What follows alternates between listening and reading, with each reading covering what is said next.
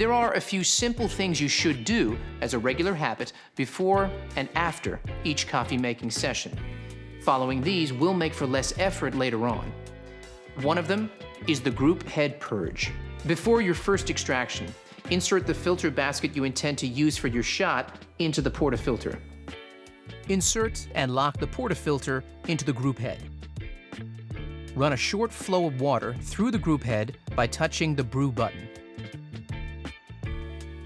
Allow water to flow for 5 seconds. Then, touch the Brew button again to stop the flow of water. This will purge any ground coffee residue from the group head and stabilize the water temperature prior to extraction.